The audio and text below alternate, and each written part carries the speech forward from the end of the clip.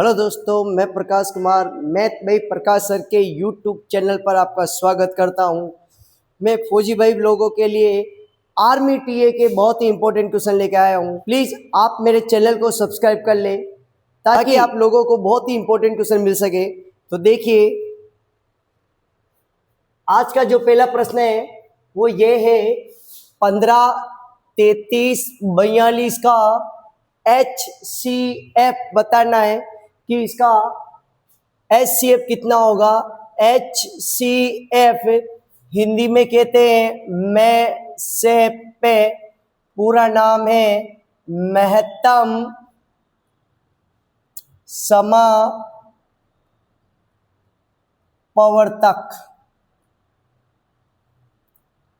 तो इसका HCF बताना है।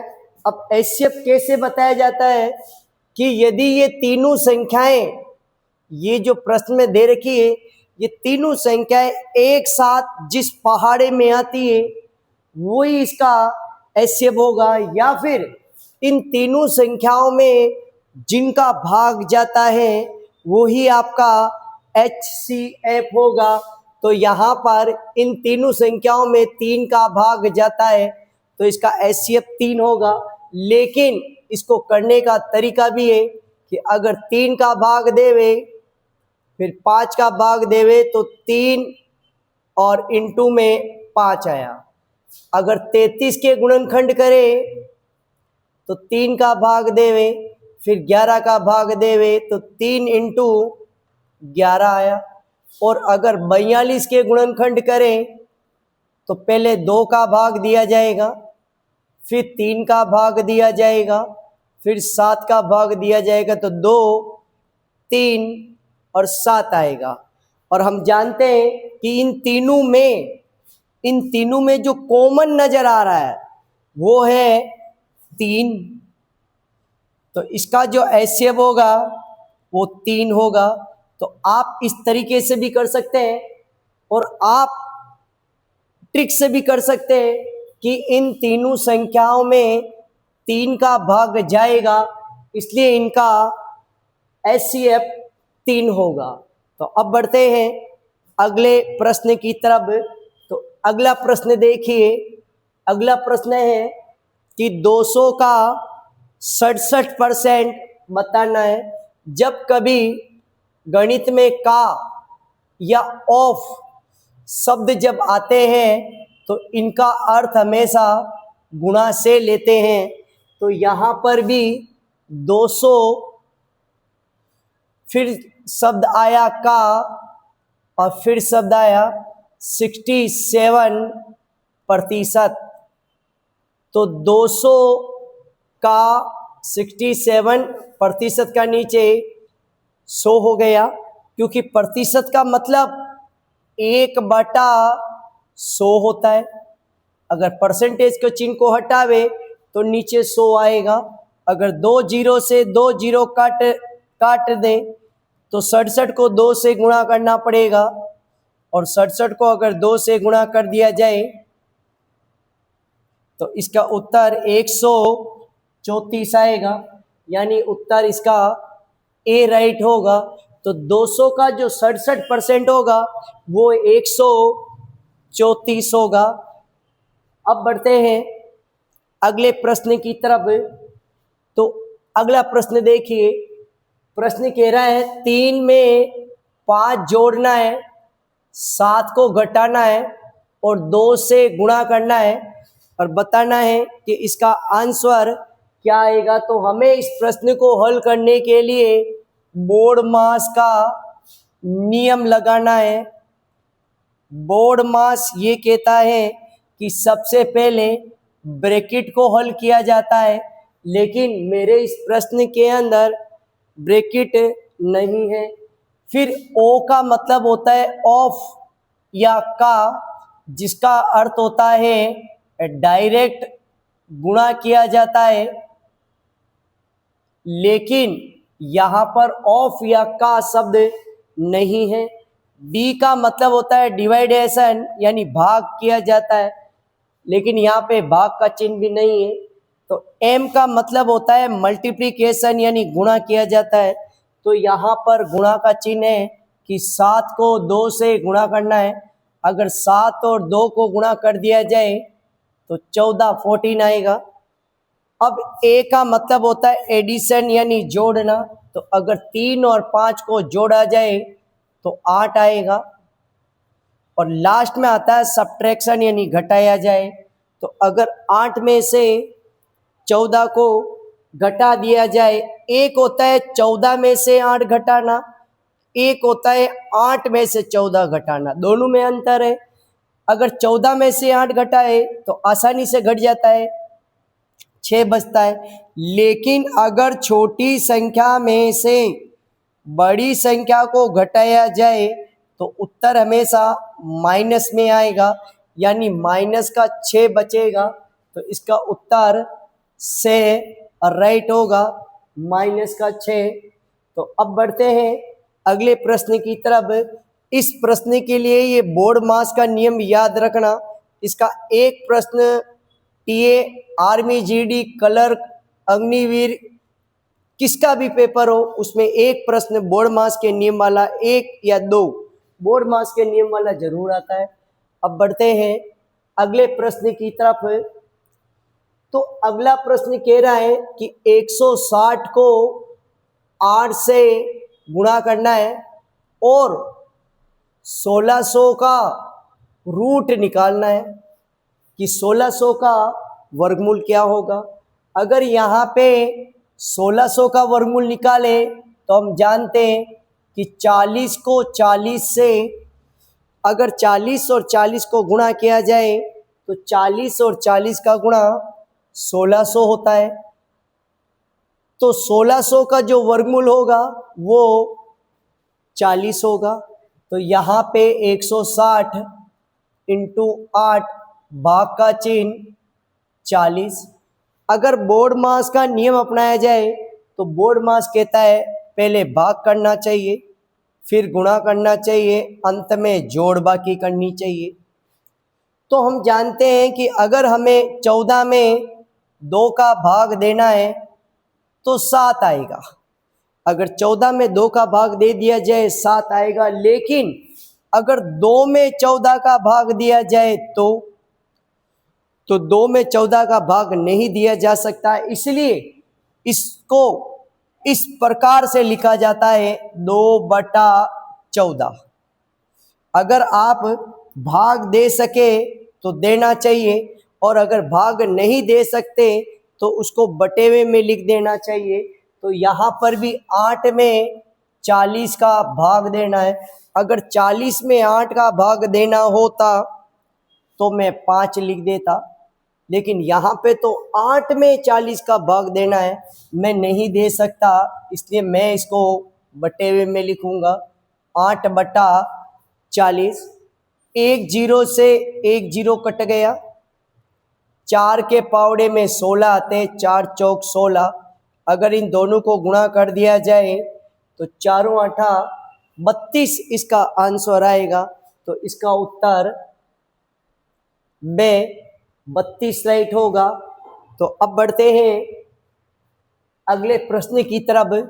तो अगला प्रश्न देखिए, षटभुज में कितने विकर्ण होते हैं। अगर प्रश्न त्रिभुज की बात करता तो याद रखना इसमें विकर्णों की संख्या, त्रिभुज में विकर्णों की संख्या 0 होती है।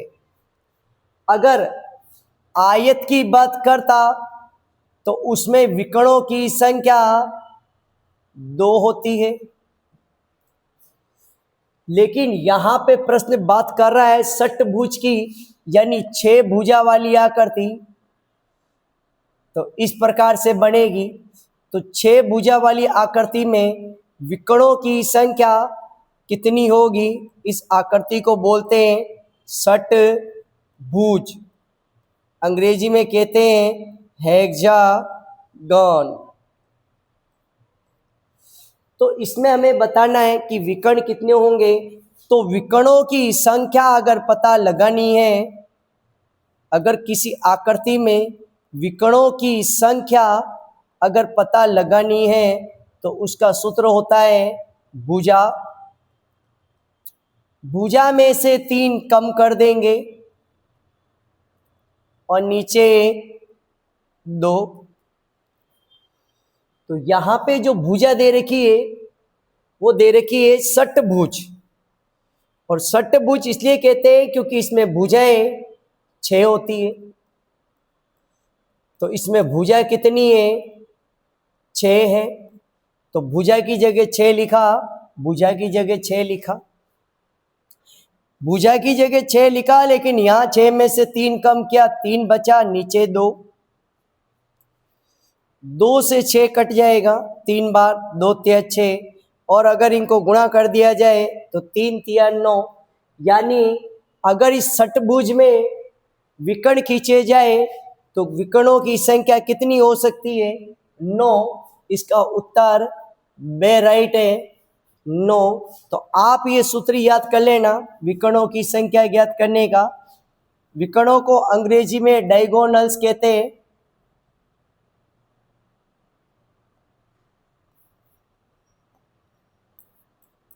अंग्रेजी में डायगोनल्स कहते हैं।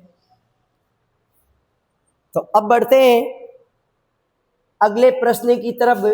तो अगला प्रश्न देखिए, 24 और 72 का LCM बताना है। तो हम जानते हैं LCM पूरा नाम है लिस्ट कॉमन मल्टीप्लिकेशन।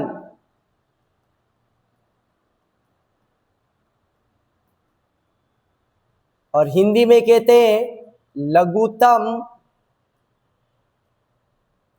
समापवर्तक, यानी लेसेपे। तो यहां पे 24 और 72, तो हमें ये देखना है कि ये 24 और 72 अगर इन दोनों के पहाड़े बोले जाए, अगर इन दोनों के पहाड़े बोले जाए तो 24 दूना 48, 24 तिया 72, और 72 का पौड़ा एक बार बोलने पे 72 एकम 72। तो यहाँ पर दोनों के पहाड़े में 72 से मारा है, तो इसका LCM 72 होगा। यानी इसका उत्तर दे 72 राइट होगा। आप इस प्रश्न को गुणनखंड विधि से भी कर सकते हैं, गुणनखंड विधि से भी कर सकते हैं। अंग्रेजी में इस विधि को बोलते हैं फैक्टराइजेशन मेथड।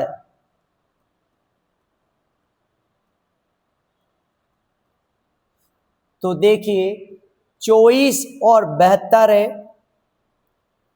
सबसे पहले 2 का भाग दिया जाएगा, इसमें 12 बार जाएगा, इसमें 36 बार जाएगा।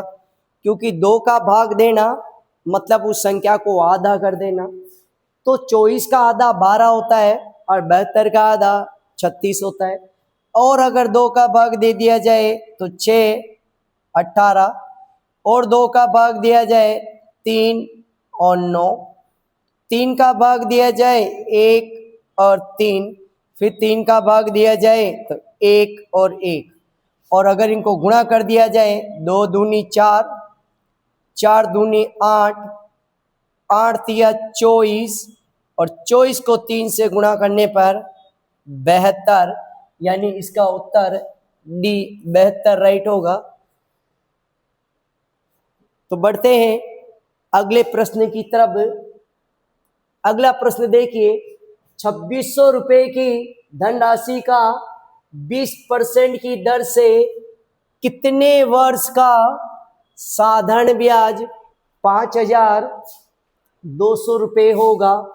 हमें यहाँ पे समय ज्ञात करना है, और समय अगर पता लगाना है तो उसका सूत्र है ब्याज इंटू में 100 नीचे धन इंटू में दर।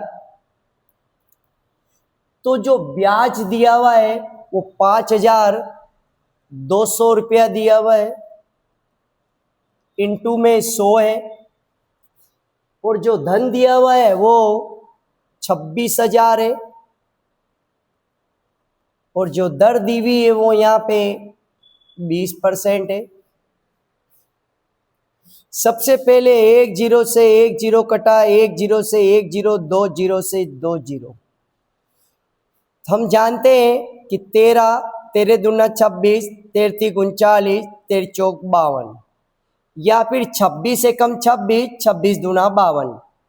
तो 13 से भी कट रहा है और 26 से भी कट रहा है, तो 26 से कम 26, 26 दूना 52, 2 से 2 कट गया एक बार, यानी इसमें समय हो गया 1 वर्ष। तो इसका उत्तर डी राइट होगा, 1 वर्ष। तो अब बढ़ते हैं अगले प्रश्न की तरफ। अगला प्रश्न देखिए, 300 का 8% कितना होगा?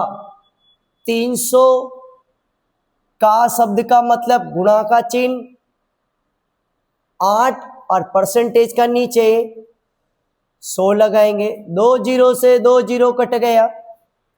अगर 3 और 8 को गुणा कर दिया जाए तो 3 8 24 होगा, यानी इसका उत्तर ए 24 होगा। तो अब बढ़ते हैं अगले प्रश्न की तरफ। तो अगला प्रश्न देखिए, 11 11 11 11 का औसत बताना है। तो सिंपल है, सभी संख्याएं सेम है, इसलिए इनका औसत 11 ही होगा। लेकिन अगर आपको औसत ज्ञात करना है तो उसका एक सूत्र है, और राशियों का योग, राशियों का योग बटेवे में राशियों की संख्या। अगर इनका योग किया जाए, इनको जोड़ा जाए तो 44 आएगा, और इनकी संख्या 4 है, तो इसका उत्तर 11 आ जाएगा। आंसर से राइट होगा। अब बढ़ते हैं अगले प्रश्न की तरफ। अगला प्रश्न देखिए, कहा जा रहा है कि 20 संख्याओं का औसत 8 है और 10 संख्याओं का औसत 10 है, तो शेष संख्याओं का औसत कितना होगा? यानी 20 संख्याओं का औसत, 20 संख्याओं का औसत 10 है, तो यहां पे कुल कितना निकल कर आएगा? अगर 20 संख्याओं का औसत 10 है तो 20 को 10 से गुणा करेंगे 200 निकल कर आएगा, और 10 संख्याओं का औसत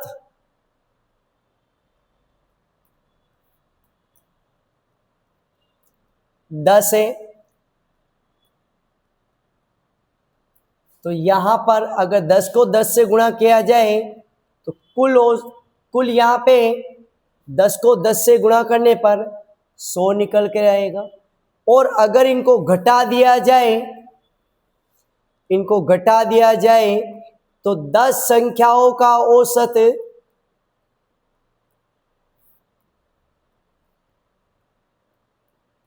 10 संख्याओं का औसत कितना आएगा? तो देखिए यहां पे 100 बचेगा, 100 को 10 संख्याओं में बांटना पड़ेगा, और 100 को अगर 10 संख्याओं में बांटे तो 0 से 0 कट गया, सबको 10 10 पाती आएगा, यानी इसका उत्तर दे राइट होगा कि 10 संख्याओं का औसत यहाँ पे 10 होगा। अब बढ़ते हैं अगले प्रश्न की तरफ। अगले प्रश्न कह रहा है कि आपको 625 का वर्गमूल बताना है, 4 का वर्गमूल बताना है और 400 का वर्गमूल बताना है। तो हम जानते हैं कि अगर 25 को 25 से गुणा कर दिया जाए तो 625 आता है, जिसका वर्गमूल 25 होगा, और 2 को 2 से गुणा कर दिया जाए तो 4 आता है, तो 4 का वर्गमूल 2 होगा, और अगर 20 को 20 से गुणा कर दिया जाए तो 400 आता है, इसलिए 400 का वर्गमूल 20 होगा। अगर 2502 को जोड़ा जाए, 27 में से 20 घटा दिया जाए 7, इसका उत्तर ए आएगा। तो अब बढ़ते हैं, अगला प्रश्न देखिए। एक आयत की लंबाई, आयत जिसको बोलते हैं रेक्टेंगल,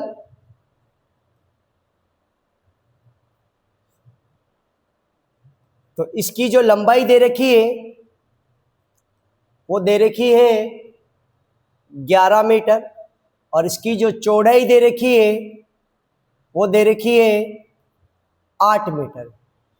लंबाई 11, चौड़ाई 8, इसका हमें परिमाप पता लगाना है। परिमाप को अंग्रेजी में कहते हैं पेरीमीटर। तो लंबाई 11 है तो सामने वाली भी 11 होगी, और चौड़ाई 8 है तो सामने वाली भी 8 होगी। आयत में आमने सामने की भुजाएं बराबर होती है। लंबाई 11 तो सामने वाली लंबाई भी 11 होगी, और चौड़ाई अगर 8 है तो सामने वाली चौड़ाई भी 8 होगी। परिमाप का मतलब होता है सभी भुजाओं का योग, परिमाप कहलाता है। सभी भुजाओं का योग परिमाप कहलाता है। तो आप यहाँ पे परिमाप ज्ञात करने के लिए सभी भुजाओं का योग कर लो। 11 और 11 22, और 8 और 8 16, तो इनका योग आएगा 38 मीटर, यानी उत्तर इसका 38 मीटर राइट होगा। अब बढ़ते हैं अगले प्रश्न की तरफ। तो अगला प्रश्न देखिए, 24,000 रुपये की धनराशि का 8% की दर से 2 वर्ष का साधारण ब्याज क्या होगा, ये बताना है। तो देखिए यहाँ पे हमें साधारण ब्याज बताना है कि इसका साधारण ब्याज कितना होगा। तो ये एक ऐसा प्रश्न है जो अग्निवीर के हर पेपर के अंदर एक बार छपता जरूर है। तो देखिए यहाँ पे हमें साधारण ब्याज पता लगाना है। तो साधारण ब्याज ज्ञात करने का सूत्र PTR होता है। P यहाँ पे 24,000 रुपये है, टाइम यहाँ पे 2 वर्ष है, और दर यहाँ पे 8% है। अगर परसेंटेज का चिन्ह हटा दिया जाए, अगर परसेंटेज के चिन्ह को हटा दिया जाए तो नीचे 100 लगेगा। 2 जीरो से 2 जीरो कट गया, क्योंकि प्रतिशत का मतलब 1/100 होता है। तो यहाँ पे 240 को 8 दूनी 16 से गुणा करना पड़ेगा।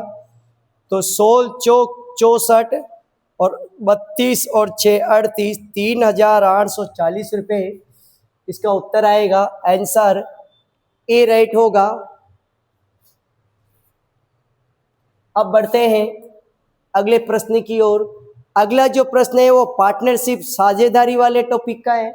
यहाँ पे प्रश्न कह रहा है कि ABC 3 व्यक्ति हैं। ए ने 50,000 रुपये लगाए और व्यापार शुरू किया। बी ने भी 10,000 रुपये लगाए, और सी ने भी 15,000 रुपये लगाए। तीनों ने मिलकर किसी व्यापार में इतने रुपए निवेश किए, यानी खर्च किए। तो देखिए यहाँ पे 1,50,000 है, तो यहाँ पे 4 जीरो सब में कट जाएगा, तो अनुपात आ जाएगा 5:1:15 हो गया। अब प्रश्न कह रहा है कि उनको 12 महीने के बाद, यानी वर्ष के अंत में 63,000 रुपये का लाभ हुआ। वर्ष के अंत में 63,000 रुपये का लाभ हुआ। तो हमें इस लाभ को इन तीनों में बांटना है, लेकिन हिस्सा ए का पता लगाना है कि 63,000 रुपये को अगर इन 3 व्यक्तियों में बांटे तो ए का हिस्सा कितना होगा। तो हमें यहाँ पे ए का हिस्सा पता लगाना है। और अगर आपको हिस्सा पता लगाना है तो उसका एक सूत्र है, अनुपात इनटू में बंटवारा राशि और नीचे बटेवे में अनुपातों का योग। तो यहां पे A का अनुपात 5 है, बंटवारा यहाँ पे 63,000 रुपये का करना है और अनुपातों का योग अगर इन तीनों को जोड़ा जाए तो 21 आएगा। 21 के पावड़े में 63 आते हैं, 21 तिया 63 और अगर इनको गुणा कर दिया जाए तो इसका उत्तर 15,000 रुपये होगा। यानी उत्तर इसका दे राइट होगा कि A का हिस्सा 15,000 रुपये होगा। अब बढ़ते हैं अगले प्रश्न की तरफ। 50 गुब्बारों में से 5% गुब्बारे उड़ गए तो कितने गुब्बारे शेष बचे? यानी टोटल गुब्बारे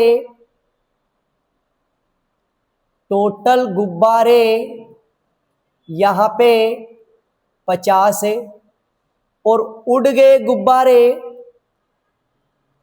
5% है। तो हमें पता लगाना पड़ेगा कि 50 का 5% कितना होता होगा, क्योंकि 5% गुब्बारे उड़ गए, 5 गुब्बारे नहीं उड़े। तो 50 का 5 और परसेंटेज का नीचे 100, 50 से 100 कट जाएगा 2 बार और 50 में 2 का भाग दे देंगे, 50 का आधा 2.5 होता है। यानी यहाँ पे 2.5 गुब्बारे उड़ गए। तो 50 गुब्बारों में से 2.5 गुब्बारे उड़ गए, शेष गुब्बारे कितने बचे? तो 50 में से 2.5 कम कर देंगे, यानी 50.0 में से 2.5 घटा देंगे, पड़ोसी को उधार देंगे, 50 के पास गुण 50 बचेगा, यहाँ 5 आ जाएगा, यहाँ 47 आ जाएगा। यानी इसका उत्तर 47.5 आएगा। उत्तर इसका बे राइट होगा, 47.5 गुब्बारे शेष बचेंगे। अब बढ़ते हैं अगले प्रश्न की ओर। अगला प्रश्न कह रहा है कि A और B का अनुपात 59:70 है, तो B और A का अनुपात क्या होगा? तो हमें इन अनुपातों का विलोम लेना है, क्योंकि A B था, B A हो गया, यानी 70:59 होगा। इसका उत्तर बे राइट होगा। अब बढ़ते हैं अगले प्रश्न की ओर। यहाँ पे चाल दे रखी है 25 किलोमीटर प्रति घंटे। रेलगाड़ी की चाल दे दी 25 किलोमीटर प्रति घंटा है और रेलगाड़ी पटरी के पास खड़े एक लड़के को 18 सेकंड में पार कर रही है। हमें यह पता लगाना है कि उस रेलगाड़ी की लंबाई कितनी है। तो हमें यहाँ पे रेलगाड़ी की लंबाई पता लगानी है, जिसका सूत्र है चाल इंटू समय।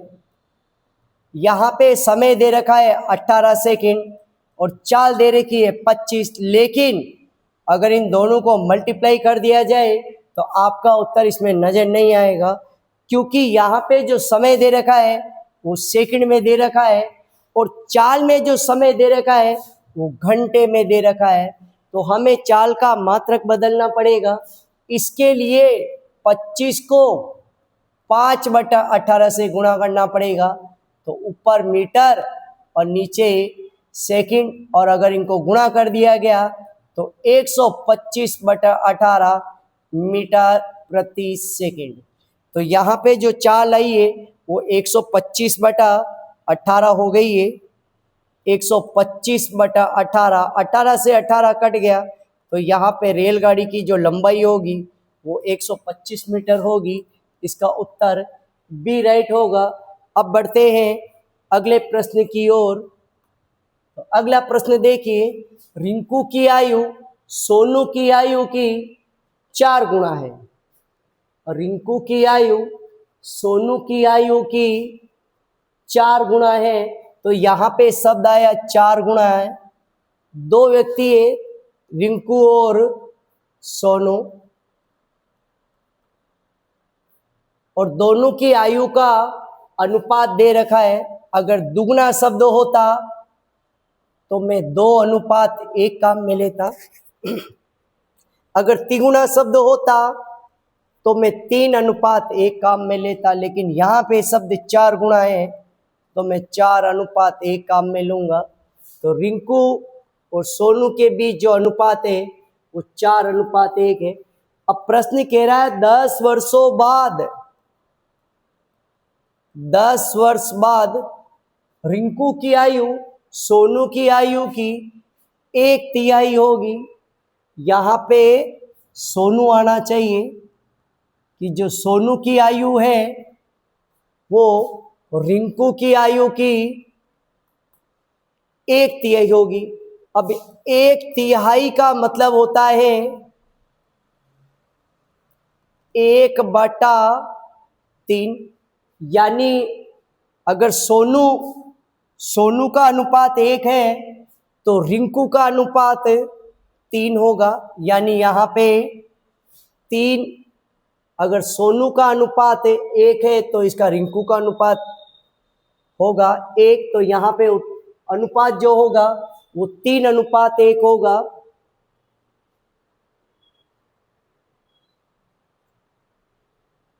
हमें यहाँ पे पता लगाना है कि रिंकू की वर्तमान आयु कितनी है। हमें रिंकू की आयु पता लगानी है कितनी है। तो रिंकू की अगर आयु पता लगानी है तो यहाँ पे एक सूत्र है और वो है बाद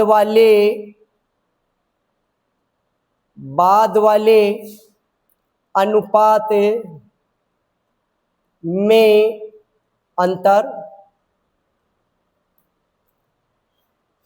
इंटू में समय और नीचे वज्र गुणा में अंतर। तो यहाँ पे बाद वाला जो अनुपात है जो 3:1 है उसमें अंतर 2 का है। समय यहाँ पे 10 वर्ष है और अगर इनका वर्ष गुणा कर दिया जाए तो 4 एकम 4, 3 एकम 3, तो अंतर आएगा 1 का। तो 10 दूना 20 हुआ।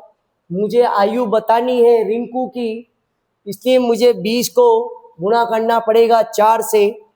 तो जो रिंकू की आयु निकल कर आएगी वो आएगी 20 को 4 से गुणा करने पर 80 वर्ष। और अगर मुझे सोनू की आयु पता लगानी होती तो मैं 20 को 1 से गुणा कर देता और सोनू की आयु आ जाती 20 वर्ष। तो यहाँ उत्तर ए 80 वर्ष राइट होगा। अब बढ़ते हैं अगले प्रश्न की तरफ। अगला प्रश्न देखिए, 8/4 इंटू में 5 माइनस में 3 प्लस में 8।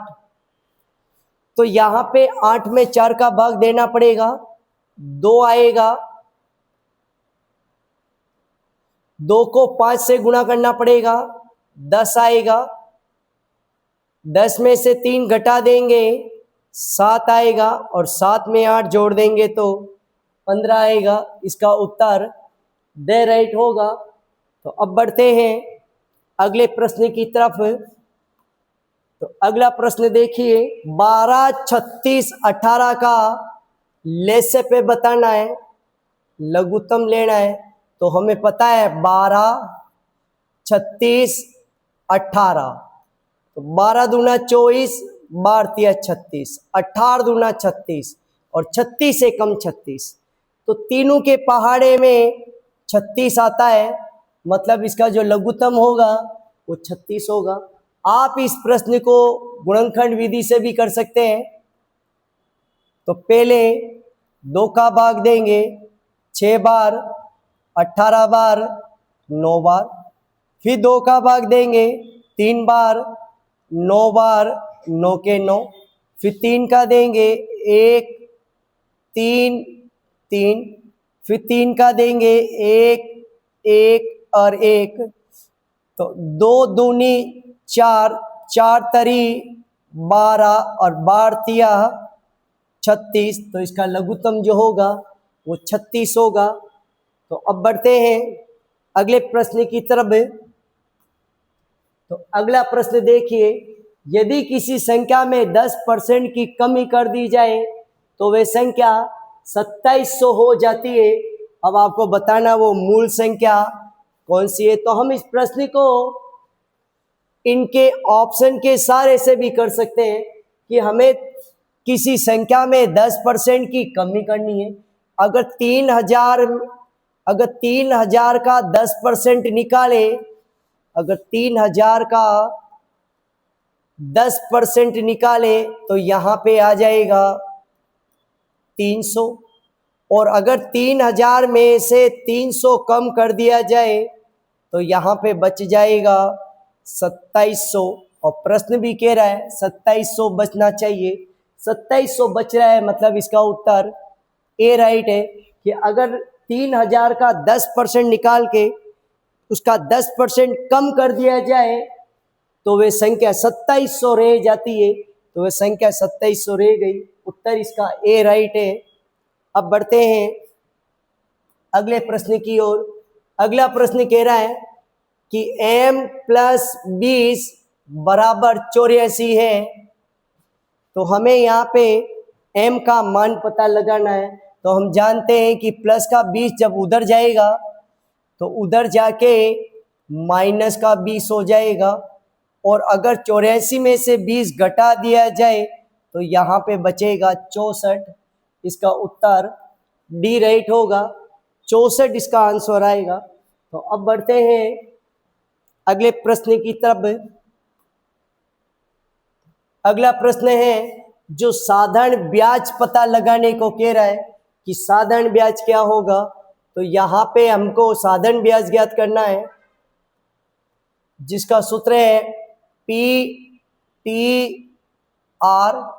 यहाँ पे पी 5000 रुपया है, यहाँ पे टी 12 वर्ष है, और यहाँ पे दर 34% है।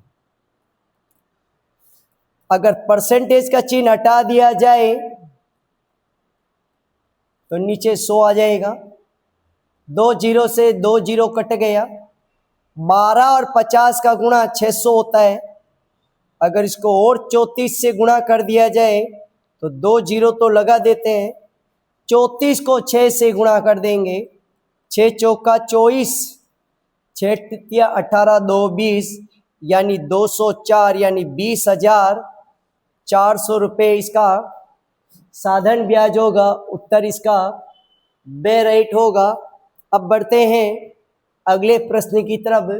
तो अगला प्रश्न देखिए, 310, 110 और 90, इसका औसत बताना है। तो यहाँ पे औसत ज्ञात करने का सूत्र जो है वो है राशियों का योग और बटे हुए में राशियों की संख्या। तो अगर यहाँ पे इनका योग किया जाए कि राशियों का योग कितना आएगा, तो 9, 10, 11, यानी राशियों का योग 510 होगा, और इनकी संख्या 3 है। और अगर 510 में 3 का भाग दे दिया जाए, 3 एकम 3, 3 7 21, बच गए 0, तो इसका उत्तर 170 राइट होगा, यानी उत्तर इसका सही राइट होगा 170। अब बढ़ते हैं अगले प्रश्न की तरफ। तो अगला प्रश्न देखिए, यदि किसी वस्तु की कीमत 20 रुपये थी और बाद में 2 की वृद्धि हो गई। अब आपको ये बताना कि वृद्धि कितने प्रतिशत की हुई। यहाँ पे हमें वृद्धि प्रतिशत ज्ञात करना है, यानी ऊपर हम वृद्धि लिखेंगे इनटू में 100% लिखेंगे और नीचे प्रारंभ में उसकी संख्या कितनी थी, प्रारंभिक मान लिखेंगे। तो यहाँ पे जो वृद्धि हुई है वो 2 रुपये की हुई है, इनटू में 100% और प्रारंभ में वो संख्या 20 थी। 0 से 0 कटा, 2 से 2 कटा, उत्तर आ गया 10%। तो इसका उत्तर ए राइट है कि यहाँ पे जो वृद्धि हुई है वो 10% की हुई है। अब बढ़ते हैं अगले प्रश्न की तरफ। तो अगला प्रश्न देखिए, 22 और 32 का HCF में से पे ज्ञात करना है।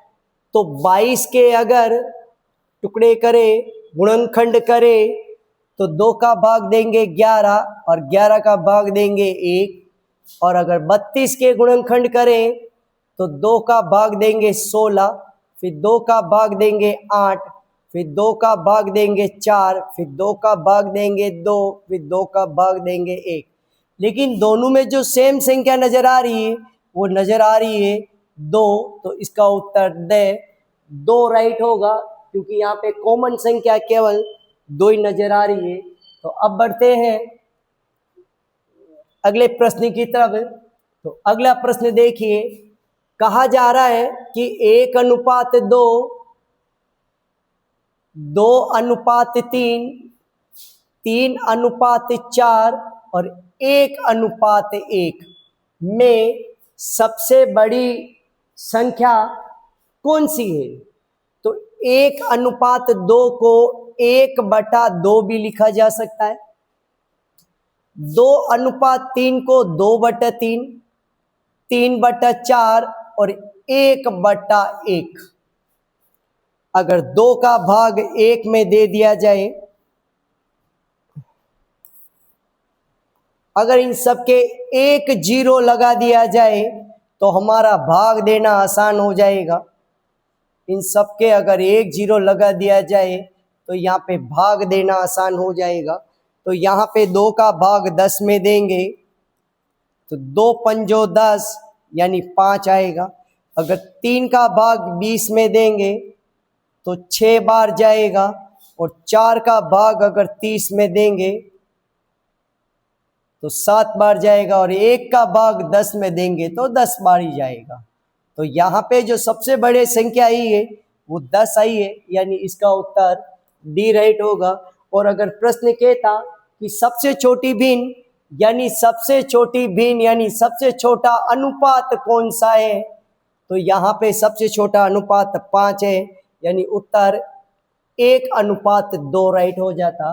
तो अब बढ़ते हैं अगले प्रश्न की तरफ। तो अगला प्रश्न देखिए, 10, 10, 10, 10 का औसत बताना है। तो यहाँ पे सभी संख्या सेम है, और जब सभी संख्या सेम होती है तो औसत इसका 10 होगा। बाकी आप इसको राशियों का योग बटे राशियों की संख्या, अगर इनका योग करें तो 40, इनकी संख्या 4, तो आपका उत्तर आ गया 10, द राइट है। अब बढ़ते हैं अगले प्रश्न की तरफ। अगला प्रश्न कह रहा है, एक आयत है जिसकी लंबाई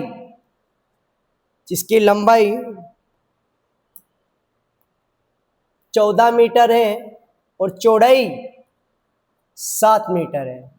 हमें आयत का क्षेत्रफल ज्ञात करना है, जिसका सूत्र है लंबाई इंटू चौड़ाई। यहाँ पे लंबाई 14 है, चौड़ाई 7 है, तो 14 और 7 को गुणा कर दिया जाए 98 मीटर स्क्वायर, यानी इसका उत्तर से राइट होगा 98 वर्ग मीटर। अब बढ़ते हैं अगले प्रश्न की तरफ।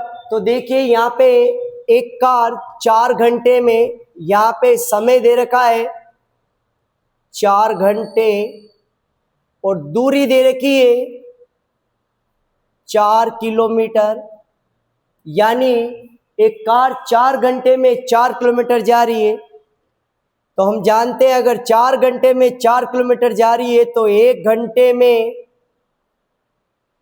एक कार 4 घंटे में 20 किलोमीटर जा रही है।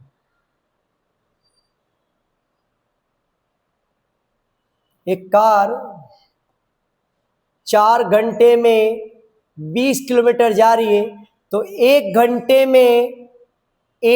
में 5 किलोमीटर जाएगी। अगर 1 घंटे में 5 किलोमीटर जाएगी तो 7 घंटे में 7 पंजो 35 किलोमीटर जाएगी। तो इसका उत्तर बे राइट होगा 35 किलोमीटर। अब बढ़ते हैं अगले प्रश्न की ओर। तो अगला प्रश्न देखिए, 380 भाग का चिन्ह 19 इंटू में 20। अगर 380 में 19 का भाग दे दिया जाए, 19 दूना 38, जो जीरो बचा उसको उतार देंगे, और अगर 20 और 20 को गुणा कर दिया जाए तो उत्तर आ जाएगा 400। इसका उत्तर ए राइट होगा 400। अब बढ़ते हैं अगले प्रश्न की तरफ। तो अगला प्रश्न देखिए, अगला प्रश्न कह रहा है कि ए के वेतन में 30% की वृद्धि करके वापस 20% की कमी कर दी जाए तो उसके वेतन पर क्या प्रभाव पड़ेगा। तो ऐसे प्रश्न को जिसमें ये लिखा हुआ आ जाए क्या प्रभाव पड़ेगा, उन प्रश्न को इस सूत्र की सहायता से हल किया जाता है। 100 प्लस माइनस ए 100 प्लस माइनस बी बटे हुए में 100 लास्ट में -100। आप ए की जगह 30 लिखेंगे और वृद्धि के लिए प्लस का चिन्ह काम में लेंगे। बी की जगह 20 लिखेंगे लेकिन कमी के लिए माइनस का चिन्ह काम में लेंगे। तो 100 में अगर 30 जोड़े तो 130 और 100 में 20 घटावे तो 80, नीचे 100, 2 जीरो कट, 13 का पावड़ा 8 बार बोलेंगे, 13 8 104, और 104 में से 100 घटा दिया जाए तो उत्तर आ जाएगा 4% की वृद्धि होगी, यानी उसका उत्तर द राइट है। इसमें हम प्लस 4% भी कह सकते हैं और 4% की वृद्धि भी कह सकते हैं। अब बढ़ते हैं अगले प्रश्न की तरफ। तो अगला प्रश्न देखिए, 20 अनुपात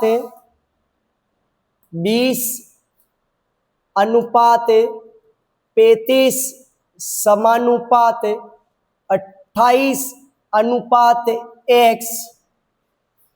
तो यहाँ पे हम एक तरफ लिखेंगे बाह्य पदों का गुणा और दूसरी तरफ करेंगे मध्य पदों का गुणा। एक तरफ बाह्य पदों का गुणा और दूसरी तरफ मध्य पदों का गुणा। बाह्य पद 20 और x है तो 20 और x को गुणा करेंगे, और मध्य पद 35 और 28 है तो 35 को 28 से गुणा करेंगे तो 20 इसके भाग में चला जाएगा। अगर इसको काटे तो 5 7 35, 5 चौक 20, 4 के पावड़े में 28 आते हैं तो इसका उत्तर आ जाएगा 49। तो आंसर इसका द राइट होगा 49। अब बढ़ते हैं अगले प्रश्न की ओर। अगला प्रश्न देखिए, ए बी सी 3 व्यक्ति हैं और उनकी काम करने की शक्ति का अनुपात दे रखा है। उनकी कैपेसिटी, उनके काम करने की शक्ति का अनुपात दे रखा है, और प्रश्न कह रहा है कि यदि उनके काम की कुल मजदूरी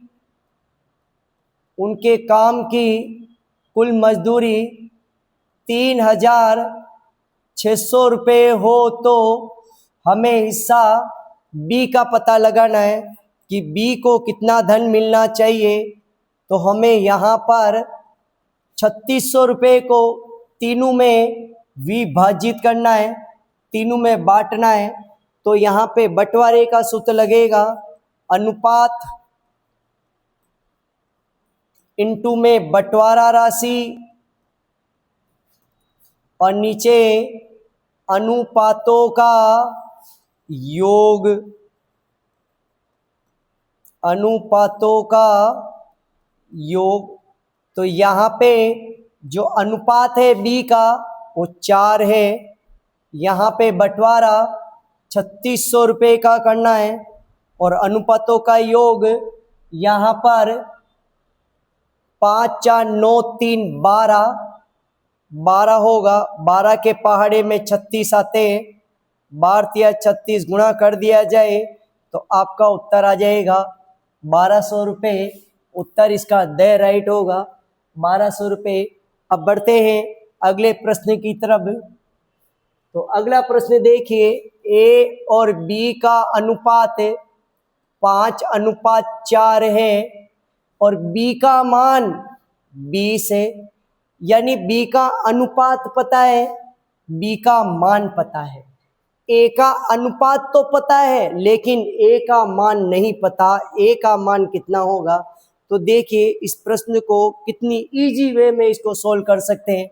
अगर 4 का पावड़ा 5 बार बोले तो 4 पंजो 20 होते हैं। तो यहाँ भी अगर 5 का पावड़ा 5 बार बोले तो यहाँ पे 25 होते हैं। यानी ए का जो मान होगा वो 25 होगा। उत्तर इसका बी राइट होगा 25। तो दोस्तों आप मेरे चैनल को सब्सक्राइब कर लें और ज़्यादा से ज़्यादा शेयर और कमेंट करें, क्योंकि मैं आपको आने वाले हर एग्ज़ाम की तैयारी कराऊंगा। तो प्लीज़ आप मेरे चैनल को शेयर ज़रूर करें और उस पर कमेंट ज़रूर करें। Thank you.